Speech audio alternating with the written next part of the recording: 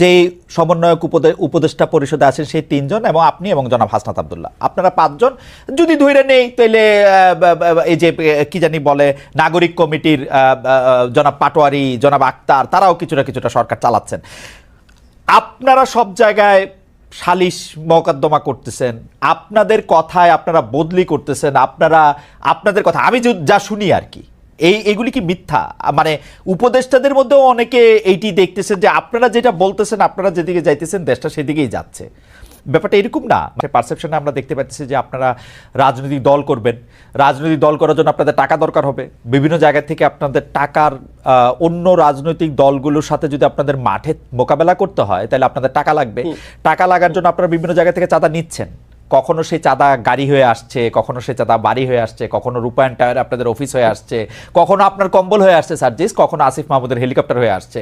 তো ওই যে চাঁদার অংশটুকু আপনারা পাচ্ছেন, সেটা পাইতে হলে আপনাদের তো কিছু না কিছু কাজ করে দিতে হবে। সেই কাজগুলিও আপনারা করতেছেন। এইটা হচ্ছে পারসেপশন, এটা হচ্ছে আপনাদের বিরুদ্ধে অভিযোগ। যদি আপনি বলেন বা কেউ কেউ এটা অভিযোগ হিসেবেও দেখতে চান না, কেউ কেউ মনে করেন যে এটা ঠিকই আছে, এটা নিয়ে আমরা আপনার সাথে একটু কথা বলবো। আপনারা নির্বাচন চান না, এটাই আমাদের ম্যান্ডেট, সেইটা একটা আওয়ামী প্রবণতা এবং অন্যান্য আওয়ামী প্রবণতাও আপনাদের মধ্যে দেখেছেন কিনা। আমি ওই প্রশ্ন করেছিলাম যে আপনাদের কাজ মাঝে মাঝে আমার কাছে খুবই আওয়ামী লীগের মতো মনে হয়। পুরো ব্যাপারটা ধরে যদি একটু বলেন।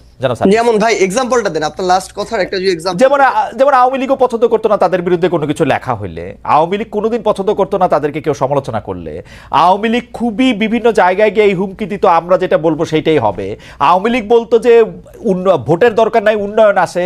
এই সরকারের মধ্যে থেকে অনেকে বা এই সরকারের সমর্থক অনেকে এটা বলতে চায় যে নতুন করে নির্বাচনের দরকার নাই, আগে আমরা সংস্কার করব, আমাদের এইটাই ম্যান্ডেট, গণ অভ্যুত্থানই আমাদের ম্যান্ডেট। তারপরে বিভিন্ন সময় বিভিন্ন জায়গায় যে একটা আছে না, একটা তর্জনী উচায়া, তর্জনী নির্দেশ করা, উই আর দে করা, এইটা আওয়ামী লীগের যে জায়গা থেকে আমরা যেই 15 বছর যে রক্তাক্ত অভিজ্ঞতার বা যে বিভ্রান্তির মধ্যে আমরা ছিলাম, যে বঞ্চনার মধ্যে আমরা ছিলাম, সেটাও আমরা আসলে অনেক সময় আমি প্রত্যক্ষ করি। আপনি চাইলে আপনারা আমি আলাদা আরো অনেক উদাহরণ দিতে পারি আর কি।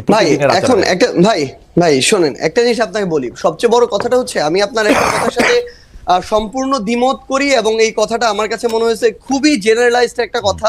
আপনি একটা কথা যেটা রনি ভাইকে বলছেন যে আওয়ামী লীগের দেয়া ছাঁচে বৈষম্য বিরোধী ছাত্র আন্দোলন চলতেছে। ভাই একটা কথা আপনাকে স্পষ্ট করে বলি, সবচেয়ে বড় কথা হচ্ছে বৈষম্য বিরোধী ছাত্র আন্দোলন কোন একজন স্টুডেন্ট কোন একটা কাজ করছে, কোন একজন সাধারণ নাগরিক একটা কাজ করছে, বৈষম্য বিরোধী ছাত্র আন্দোলন নাম ভাঙায় করছে, সমন্বয়ক শব্দটা নাম ভাঙায় করছে, তার মানে সেই দায় এই বৈষম্য বিরোধী ছাত্র আন্দোলন নিবে, এটা কোনোদিন হইতে পারে না। আমরা আমাদের জায়গা থেকে সবচেয়ে বড় যে জিনিসটা দেখছি যে এই পুরো যে আপনি যে সিস্টেমটার কথা বলতেছেন, কালচারটার কথা বলতেছেন, এইটা বৈষম্য বিরোধী ছাত্র আন্দোলন বলতে আপনারা যাদেরকে চেনেন ফেস হিসেবে এই মানুষগুলো এটার জন্য সবচেয়ে বেশি স্ট্রাগল করে যাইতেছে। এই পুরো বাংলাদেশের নতুন যে সংস্কার প্রক্রিয়া, এটার জন্য সবচেয়ে বেশি স্ট্রাগল করে যাইতেছে। কোন জায়গাটা থেকে আসলে এই যে বাংলাদেশে বিগত 16 বছরে এই যে একটা কালচার এস্টাবলিশ করে দেওয়া হয়েছে, মানুষের রন্ধ্রে রন্ধ্রে এই যে বিভিন্ন তোষামোদি, কালপ্রিটগিরি বিহেভিয়ার গুলো ঢুকে গেছে, এই যে বিভিন্ন রকম অপকর্মের সাথে জড়িত হওয়ার প্রবণতা ঢুকে গেছে, ব্যক্তি স্বার্থ এই যে চিন্তা করার যে প্রবণতা ঢুকে গেছে, মানুষ সামগ্রিকভাবে কালেকটিভলি এই জায়গাটা থেকে এখনো বের হইতে পারতেছে না। মানুষ এখন প্রত্যেকদিন 100টা তদবির নিয়ে আসে, মানুষ এখনো তাদের জায়গা থেকে নিজেরটা দেখে শুধুমাত্র যে আমি ট্রান্সফার নিয়ে আজকে যদি ভোলা থেকে ঢাকায় যাই আমার ফ্যামিলি একটু ভালো থাকবে, কিন্তু ঢাকার যে ফ্যামিলিটা বরিশালে যাবে তার কি হলো সেটা মানুষ চিন্তা করে না। আপনি যদি আজকে দেখেন এই একটা প্র্যাকটিস করে আজকের এই অবস্থানে আসছে, এই অভ্যুত্থানের পরও ওই পলিটিক্যাল কালচার থেকে ওই পলিটিক্যাল দলগুলো বের হইতে পারে না, তার রাজনৈতিক নেতৃবৃন্দ বের হইতে পারে না। ভাই শেষ করি, একটু শেষ করি ভাই। ভাই আমরা তো চোখের সামনে থেকে দেখতেছি, আপনাকে বলি ভাই, আপনি তো বাইরে থেকে দেখতেছেন, আমরা চোখের সামনে থেকে দেখতেছি। আপনাকে বলি আজকে এই যে এত এত রক্তের উপরে দাঁড়িয়ে, খুনের হত্যার উপরে দাঁড়িয়ে, লাশের উপরে দাঁড়িয়ে এই যে সরকার, আমরা তো সরকার সরাসরি নাই, কিন্তু আমরা সরকারকেও দেখতে পাচ্ছি, মাঠকেও দেখতে পাচ্ছি। আমাদের সবচেয়ে বড় যে সুবিধাটা হয়েছে, মানুষের না আসল চরিত্রটা আমরা দেখতে পাচ্ছি। বড় বড় রাজনীতিবিদ, বড় বড় সুশীল, বড় বড় শিক্ষাবিদ, বড় বড় মিডিয়া ব্যক্তিত্ব, এগুলো আপনার সামনে যতটা ভদ্র যেভাবে প্রেজেন্ট করে, ভিতরে এক একটা কালপ্রিট এবং ভণ্ড। এরা ভিতরে ভিতরে নেগোসিয়েশন করে, ভিতরে ভিতরে এরা তদবির করে, ভিতরে ভিতরে এরা আগের কালচারটা এস্টাবলিশ করার জন্য মাঠে তাদের ছেলেদেরকে পাঠায় চাঁদাবাজি করে, উপরে এসে বলে কে ওখানে চাঁদাবাজি করতে গেছে। এই যে রাজনৈতিক দলের বড় বড় যে নেতাকর্মীগুলো, তারা যদি মাঠ পর্যায়ে বাংলাদেশের বড় রাজনৈতিক দলগুলো সহযোগিতা না করে, তাদের যারা কর্মী তাদেরকে তলে তলে ওই ভিতরে পাঠায়, আবার উপরে উপরে আজকে আপনি দেখেন কেন আওয়ামী লীগের বিচার হইতেছে না।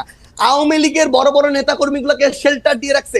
আমি বলি জেলা আওয়ামী লীগের সাধারণ সম্পাদক সভাপতিকে শেল্টার দিচ্ছে জেলার অন্য কোন বড় রাজনৈতিক দলের সভাপতি সাধারণ সম্পাদক। This is the bitter truth. এই শেল্টার দিতেছে টাকার বিনিময়ে, এই শেল্টার দিতেছে ম্যান পাওয়ারের বিনিময়ে, অথবা এটা চিন্তা করতেছে আজকে থেকে 5-10 বছর পরে তার যদি খারাপ সময় আসে সে তাকে শেল্টার দেবে। ভাই একটু জাস্ট সেইটা বুঝাই। ফিনিশিংটা আচ্ছা, ফিনিশিংটা দেন। সামগ্রিকভাবে হ্যাঁ, শুরু ফিনিশিংটা করি। দেন, ফিনিশিংটা তো দেন। সবচেয়ে বড় কথাটা হচ্ছে বৈষম্য বিরোধী ছাত্র আন্দোলন বলতে যে তিনজন ওইখানে সরকারি উপদেষ্টা কিংবা মাঠে যারা আছে অ্যাকচুয়ালি যারা স্পিরিটটাকে ধারণ করে, ভাই 5 তারিখের পরে বৈষম্য বিরোধী ছাত্র আন্দোলন হইছে নতুন করে এই সংখ্যাটা বেশি, তারা এই নাম ভাঙ্গায় খাইতেছে আরো বেশি। এবং এই মানুষগুলো থেকে শুরু করে অন্যান্য যারা আছে তারা যদি তাদের জায়গা থেকে যেটুকু সহযোগিতা করা দরকার, এরা শেখ হাসিনার বিরুদ্ধে যেভাবে সহযোগিতা করছে ওই সহযোগিতা যদি থাকতো বাংলাদেশ 6 মাসে প্রত্যাশার চেয়ে বেশি পরিবর্তন হইতো। কিন্তু সবচেয়ে বড় সমস্যা হচ্ছে আমরা তো সামনে থেকে ওইখানে থেকে ফেসটা পরিচিত হয়ে যাওয়ার কারণে সবকিছু আমাদের কাছে আসে, প্রাণপণ চেষ্টা করে। ভাই আমাদের তো পালাবার পথ নাই, আমরা যেদিকে যাই ঝুলাবে, এটা হচ্ছে রিয়েলিটি ভাই। তো সবচেয়ে বড় কথা হচ্ছে আমরা আমাদের প্রাণপণ চেষ্টা করে যাচ্ছি এবং যাব, কিন্তু এই সামগ্রিক যে স্টেক হোল্ডার গুলো যেগুলো ফাংশন না করলে, হেল্প না করলে, ওয়ার্ক না করলে, ভাই শুধু একটু শেষ করি, শেষ করেন। এই যে বিষয় সামগ্রিক যে স্টেক হোল্ডার গুলো এগুলো তো বিগত কালচার গুলোর সাথে অতপ্রতভাবে জড়িত এবং সহযোগী।